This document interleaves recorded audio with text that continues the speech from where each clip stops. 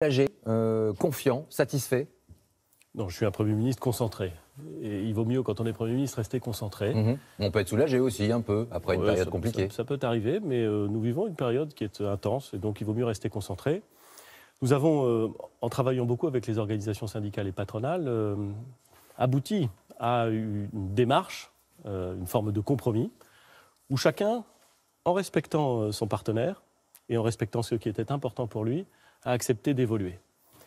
Et je me félicite que, par le travail, par la discussion, même si je sais que ça prend du temps, nous ayons pu aboutir à ce compromis qui n'est pas souvent la norme dans l'histoire sociale française, mais qui, je pense, est une excellente nouvelle. Vous pensez que ce soir, les Français, ils sont rassurés? Vous leur dites quoi? Le temps de la grève est terminé, ça fait près de 40 jours, c'est long, c'est dur, ça a été très compliqué pour eux. Est-ce qu'eux, ils peuvent être confiants quand ils voient qu'une raffinerie est encore bloquée à Donge, que la CGT-FO disent que ça va continuer, prochain rassemblement prochainement? La grève a été longue.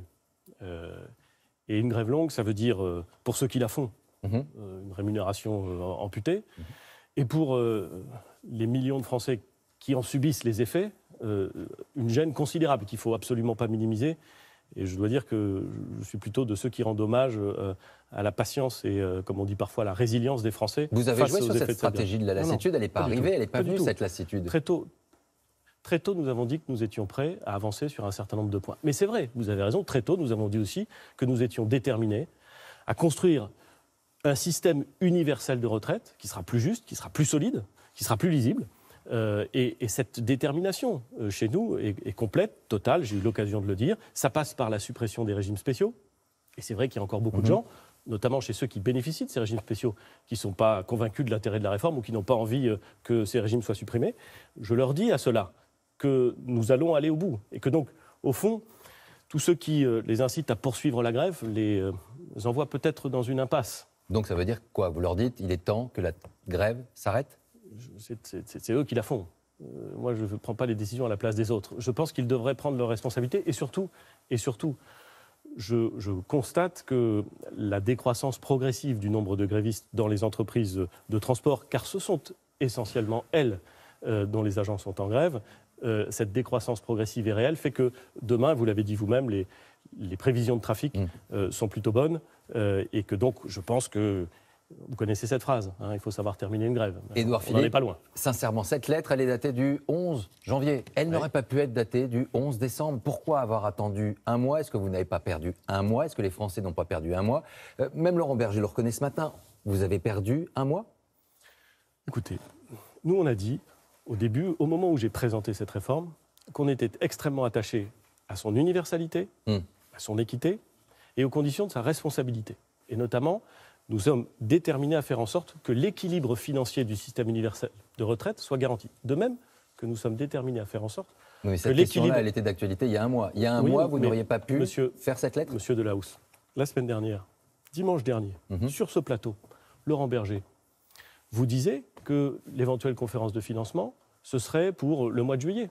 Cette proposition qu'il a faite, qui est une bonne proposition, je la salue, je l'ai reprise à mon compte. Il ne la faisait pas quand vous étiez en tête-à-tête avec lui? Non. Mais donc ça se passe sur les plateaux de télévision, la négociation en France encore aujourd'hui? Bien sûr que non. Ce que je veux vous dire, c'est que ce soit les organisations syndicales, le patronat et le gouvernement, nous avons pris du temps à évoluer, à bouger, à avancer, à faire un pas vers l'autre, mais que dans ce compromis, c'est bien ça la logique d'un compromis. Un compromis, ce n'est pas un recul. Un compromis, c'est un pas en avant.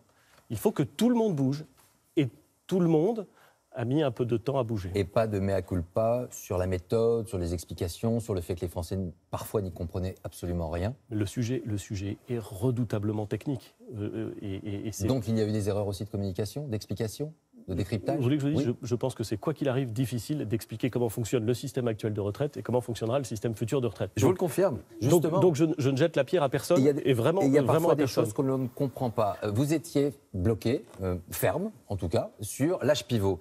Il y a un retour en arrière que vous acceptez, on l'a vu dans cette lettre. Qui vous a convaincu? La rue, finalement, Laurent Berger ou le président de la République? Est-ce que vous me permettez juste d'apporter une petite correction à votre question? Pardon, c'est pas mon rôle de le faire. Mais j'essaierai d'y répondre après. Mais bien sûr, bien sûr. Je suis déterminé, ferme, comme vous dites, sur l'équilibre du système, l'équilibre financier du système. C'est une responsabilité longtemps passé par l'âge pivot de chef de gouvernement. Et j'ai toujours dit, et je pense toujours, à titre personnel, que l'âge pivot est la meilleure façon de garantir le retour à l'équilibre du système actuel et la pérennité et l'équilibre financier du système futur. Mais les organisations syndicales et les organisations patronales se sont mis d'accord dans le respect d'un calendrier que je souhaitais, pour me faire des propositions pour revenir à l'équilibre. Ce qui compte, ce n'est pas l'instrument, c'est l'objectif, c'est l'équilibre. Dès lors qu'ils admettent eux-mêmes. Et c'est un bouger, et je le salue d'ailleurs. Moi, je salue l'esprit de responsabilité de Laurent Berger et de l'ensemble des responsables d'organisations syndicales qui, avec lui, ont dit donc, très bien, il faut revenir à l'équilibre. Non. Il faut revenir à l'équilibre dans le calendrier du projet de loi.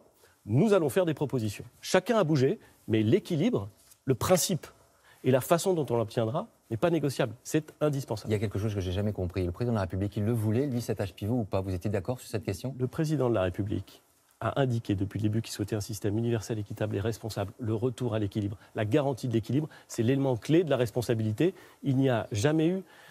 Ça doit faire plus de 30 mois que je suis Premier ministre, et ça fait plus de 30 mois qu'à chaque dossier, on me dit et on me demande s'il ne pourrait pas y avoir un petit peu une différence entre le Président de la République et le Premier ministre. Nous sommes alignés pour faire avancer le pays. Monsieur le Premier ministre, ce soir, si je suis de droite, je me dis, il a reculé, même Gérard Larcher le dit, il n'y a plus de réforme. Si je suis République En Marche, je me dis, on a passé beaucoup de temps, on a peut-être perdu un mois, on aurait peut-être pu entendre les syndicats un peu plus. La France Insoumise, elle se dit pourquoi pas aller plus loin, on va peut-être dégager complètement cette réforme. Et le Rassemblement national, peut-être ce soir se dit, beaucoup de colère, c'est très bon pour moi, je vais cultiver ce miel et j'en ferai des résultats au municipal. Alors, je me permets de vous faire remarquer que aucune de ces propositions n'est compatible avec les autres. C'est-à-dire, si je peux me permettre, c'est-à-dire qu'il y a ceux qui disent qu'il n'y a pas de réforme, et il y a ceux qui disent qu'il faut absolument stopper cette réforme. De deux choses une, soit il y en a une, soit il n'y en a pas. Je me permets aussi de vous faire observer que dire qu'il n'y a pas de réforme, alors que nous allons supprimer les régimes spéciaux, les supprimer, ça fait longtemps qu'on en parle. Ça fait longtemps qu'il y a beaucoup de Français qui s'interrogent sur l'opportunité de conserver ces régimes spéciaux. Nous allons les supprimer tranquillement, à un rythme et selon un calendrier que j'ai fixé en décembre, en respectant les choix individuels, mais nous allons les supprimer. Dire que nous allons créer des nouveaux droits pour faire en sorte que des agriculteurs, des artisans, des commerçants qui parfois travaillent toute une vie et partent à la retraite avec des retraites qui sont objectivement des retraites qui ne correspondent pas à l'intensité de leur travail. Ce n'est pas une réforme? Bien sûr que si, c'est une réforme. C'est d'ailleurs pour ça qu'il y a eu des longues grèves, c'est pour ça qu'il y a du monde dans la rue. C'est une réforme ambitieuse, c'est une réforme de justice et c'est une réforme qui doit être équilibrée. Et elle n'est pas terminée. 12 milliards pour financer cette réforme, 3 mois pour le faire. C'est un pari, possible ou pas. On va regarder juste le sujet de Julien Gasparotto qui se pose des questions sur cette convention sur le financement qui va s'organiser. Regardez. Dans sa lettre adressée aux partenaires sociaux, Édouard Philippe prévient « Le futur système universel comportera un âge d'équilibre ». La notion d'âge reste donc centrale dans les discussions. Le patronat s'en félicite, convaincu qu'il faudra allonger la durée de travail. Il faut dire la vérité, tous les pays autour de nous travaillent plus longtemps. Donc il faudra travailler plus longtemps, d'une manière ou d'une autre. Alors après, est-ce qu'on peut trouver mieux que l'âge pivot comme mesure d'âge? Est-ce qu'on peut le moduler en fonction de certains critères? Pourquoi pas? Nous, on y est prêts. Concrètement, un âge d'équilibre pourrait être défini par branche ou par métier en fonction de la pénibilité. Exemple, 64 ans pour un cadre, plus tôt pour un ouvrier du bâtiment. Mais avec un front syndical divisé, les discussions s'annoncent compliquées. Pour la CGT qui demande toujours le retrait du texte, la négociation est jouée d'avance. La finalité, c'est qu'on va laisser passer, entre guillemets, l'orage. Les députés vont voter un texte de loi incomplet.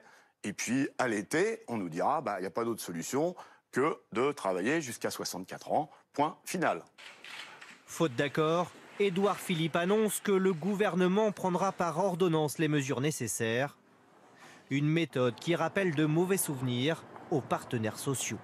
C'est exactement le film que nous avons connu, le mauvais scénario de l'assurance chômage, où on nous a dit « faites 3 milliards et quelques d'économies sur les droits des demandeurs d'emploi, si vous n'y arrivez pas, on s'en occupera ». Eh bien, j'ai exactement l'impression que c'est ce qu'on est en train de nous dire aujourd'hui. Ironie du sort, le gouvernement pourrait donc in fine réintégrer l'âge pivot, qu'il considère toujours comme la mesure la plus efficace. On le voit, il y a encore 3 questions importantes. Juste, quelle réponse vous leur donnez à ces partenaires sociaux qui se disent finalement cette convention, elle est là pour gagner du temps avant de voter la loi? Pas du tout. Mais non, c'est un acte de confiance. Vous leur dites, allez-y. Bien sûr. C'est d'ailleurs la raison pour laquelle elle est organisée. Et vous êtes prêt à des concessions? Je suis prêt à entendre les propositions. Son objectif est simple, formuler des propositions pour remettre notre système à l'équilibre en 2027. Vous parlez de finances, eux, ils parlent de justice sociale, mais c'est compatible. Mais bien sûr, on peut prendre des mesures qui sont plus ou moins justes, bien entendu. Donc on va écouter ce que les partenaires sociaux ont à proposer. Vous pensez bien que je n'ai pas enlevé du texte la mesure que je crois juste, en leur disant « Très bien, faites-moi une proposition, je suis certain que nous allons y arriver », pour dire maintenant, ben voilà la proposition que vous devez adopter. Sur la pénibilité, par exemple, vous êtes prêt à ramener ces critères dans la conversation et dans les négociations? Mais nous l'avons dit dès le mois de décembre, et nous avons déjà commencé à travailler en la matière pour faire en sorte que la pénibilité soit prise en compte, non pas en fonction de l'appartenance à telle ou telle entreprise ou à tel ou tel statut, mais avec la réalité d'un métier. Je crois que, je lisais dans la presse du jour, la plume autorisée d'un interlocuteur qui disait « c'est quand même pas totalement absurde de considérer que la pénibilité du travail d'un couvreur sur un toit à 64 ans, ce n'est pas exactement la même que celle d'un expert comptable, avec tout le respect que j'ai pour les experts comptables.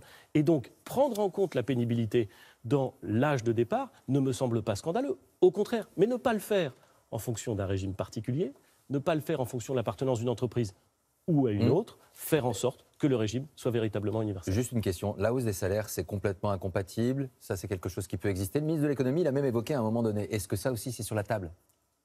C'est important pour les Français qui nous écoutent. Là encore, ce n'est pas le gouvernement qui détermine la hausse des salaires, c'est les entreprises, ça se passe comme ça. Très bien, les salaires, ils augmentent en France. Alors on peut toujours se penser qu'ils augmentent moins vite que ce qu'on aimerait, mais ils augmentent en France. Ils augmentent à un rythme qui est d'ailleurs un rythme important et qui est d'ailleurs un rythme supérieur à l'inflation. Donc la politique des salaires dans les entreprises, ce n'est pas le gouvernement qui l'a fait, et heureusement d'ailleurs. Si tout cela ne marche pas, ne fonctionne pas, que dans 3 mois, on se retrouve finalement dans une situation complexe. Vous l'avez dit vous-même dans votre lettre. Dans ce cas-là, moi, j'en prendrai compte, je prendrai mes responsabilités. Ça veut dire quoi? Ça veut dire que l'âge pivot, il peut revenir par ordonnance à la fin de tout cela? Ça veut dire, monsieur Delahousse, que je ne laisserai pas passer et que le gouvernement ne laissera pas passer un projet de loi qui ne prévoirait pas les mesures de remise à l'équilibre à l'horizon 2027. Donc vous nous dites ce soir que ça peut revenir, cet âge pivot, sincèrement, c'est ce que les gens veulent entendre. Car ce ne serait pas responsable. Ce serait même totalement irresponsable. Et donc, je prendrai mes responsabilités. Toutes les options sont possibles. Mes responsabilités, ça sera de prendre des mesures qui ramènent l'équilibre à 2027, si on ne nous a pas proposé d'efficace, en écoutant ce qui aurait été dit, voilà, et je prendrai mes responsabilités. Je peux vous dire que ce soit sur la suppression des régimes spéciaux, que ce soit sur l'universalité du système, que ce soit sur les nouveaux droits sociaux et sur l'équilibre financier du système, je suis déterminé, l'ensemble du gouvernement et de la majorité l'est, et nous irons au bout de cette réforme. Quand vous dites je prendrai mes responsabilités, en cas d'échec des négociations, après 40 jours de grève, 3 mois de discussion et un système qui n'arrive pas à se financer, est-ce qu'il n'y a pas aussi une forme de responsabilité du Premier ministre qui pourrait décider de quitter ses fonctions? Écoutez, moi je vous dis, je prendrai mes responsabilités, le système universel de retraite sera équilibré et le système actuel sera équilibré. L'équilibre financier, ça n'est pas un gros envisagé. Mais je me place moi-même dans un acte de confiance vis-à-vis des partenaires sociaux. Je salue la responsabilité de ceux qui s'inscrivent dans la démarche. Donc je ne vais pas faire confiance pour immédiatement après dire « mais en fait, je n'ai pas confiance ». Ça n'est pas mon genre, ça n'est pas la logique de la discussion que nous avons. Et je pense que faire confiance dans ce pays, ça fait du bien. Mais ceux qui ne vous font pas confiance à un moment donné, si vous avez le sentiment que cet échec, il est là et qu'il est cuisant, est-ce que vous pourriez prendre cette décision, vous, de dire « j'ai pas réussi à faire avancer cette réforme essentielle et importante ». Je me place dans la logique, qui est la seule qui m'intéresse, c'est-à-dire que nous allons faire cette réforme, qui est un engagement fort du président de la République, et qui est une bonne réforme, je le dis aussi convaincu que je suis. 2 questions importantes, on va regarder ces images. D'un côté, des violences dans ces manifestations, et cela depuis des mois. On a eu les Gilets jaunes, on a aujourd'hui des manifestations qui sont de plus en plus violentes. De l'autre côté, une violence policière qui est présente, que l'on voit sur ces images. Vous les placez sur le même niveau et vous dites il est temps que tout cela s'arrête de chaque côté? Je ne les place pas sur le même niveau. Pourquoi? Et je dis que quand on veut désigner les policiers, on peut utiliser le terme force de l'ordre ou gardien de la paix. Les deux sont importants. Il faut parfois utiliser la force pour amener l'ordre. Et il ne faut pas en avoir peur. De manière proportionnée? Bien sûr, bien sûr. Mais les policiers, c'est aussi les gardiens de la paix. Et ce qui fait qu'ils ont une mission qui est redoutablement difficile. Et qu'il faut avoir un soutien, une confiance et une solidarité vis-à-vis d'eux exceptionnelle. Mais parce que justement leur mission est incroyablement difficile, parce qu'elle est incroyablement importante, il faut avoir beaucoup d'exigences. Ça veut dire quoi? Ça veut dire que quand il y a un usage disproportionné de la force, quand on ne respecte pas les règles d'engagement, alors il doit y avoir enquête, il doit y avoir sanction le cas échéant. Il faut donc être dans la solidarité totale. Vous avez vu encore ce matin ce policier qui a été renversé volontairement par quelqu'un qui ne s'arrêtait pas à Bron. Bon, il faut avoir une solidarité totale avec nos forces de l'ordre. Il faut les soutenir. Il ne faut pas simplement... Vous savez, on est 5 ans après des événements terribles dans notre pays. Comme beaucoup de Français, j'avais été ému par... ému, plus qu'ému d'ailleurs, ému aux larmes par ce qui était arrivé. Et je me souviens du mouvement de solidarité inouï. Inouï. De remerciements inouïs vis-à-vis des forces de l'ordre. Et cette question-là, justement, monsieur C'est le pour Premier ça qu'on a ministre, besoin de forces de l'ordre. Aujourd'hui, qui la remet en cause? Pas grand monde. Tout le monde est conscient que les forces de l'ordre vivent des moments difficiles. Dans une très grande majorité, mais enfin, reconnaissez aussi qu'il y a un certain nombre de gens qui vont parfois dans les manifestations avec un état d'esprit qui est un peu différent. Ça Nous peut en arriver. sommes bien conscients, mais quand on arrive à un tel climat, à un moment donné, le Premier ministre et le Président de la République, vous en parlez avec le Président de la République en vous disant ce climat, il va falloir tenter de l'apaiser après tous ces événements? Écoutez, la logique de compromis et de dialogue social que j'indique, c'est un élément de cette confiance et de cet apaisement. Mais si l'apaisement et la détente, c'est se condamner à l'inaction, alors il n'en est pas question. Parce que notre pays, il n'a pas besoin d'arrêter de fonctionner. Il a besoin d'avancer. Il a besoin d'être transformé sur les aspects qui ne fonctionnent pas très bien ou qui pourraient fonctionner mieux. Et je ne crois pas du tout que l'immobilisme, que l'espèce de sédimentation complète, ne bougeons pas parce que ça pourrait gêner et que ça pourrait heurter, soit la solution de ce pays. Je ne le crois pas du tout. Regardez juste cette image. Une image d'un policier qui fait un croche-pied à une jeune femme. Regardez cette image juste. Quand vous voyez cette image, elle est finalement très violente. Mais elle est évidemment violente et elle est évidemment inacceptable. Personne, aucun responsable politique ne peut dire que l'image que vous montrez est une image acceptable. Ce que je veux dire, c'est que vous auriez aussi bien pu montrer des images qui font que pendant... Mais je sais, je ne vous mets pas en cause, mais pendant des heures, des policiers qui sont là pour faire respecter l'ordre, qui se font insulter, qui se font cracher dessus, qui se font balancer des pavés dessus, et ils doivent rester calmes, et il est impératif qu'ils restent calmes. Ce que je veux dire, c'est que leur métier est difficile. Donc exigence complète, exigence totale, mais solidarité et confiance. Merci beaucoup, Monsieur le Premier ministre, d'être venu nous rendre visite sur France 2 ce soir pour